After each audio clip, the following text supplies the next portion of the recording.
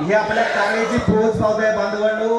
कारण हारुगडे साहेब आणि त्यांचे सहकारी जे आहेत ते नेहमी समाजकार्यासाठी तत्पर असतात आणि विशेष म्हणजे पोपट नाही आहे ते, म्हणजे बोलणं कमी काम जादा। पहिल्यांदा खिशात हात घालतात आणि नंतर काय असेल ते सांगतात समाजाला। असे बुलंद व्यक्तिमत्व ज्यांना मी देखील मानाचा पिवळा जय मल्हार करतो शिवाजीराव हारुगडे सरांनी कार्यकर्ते।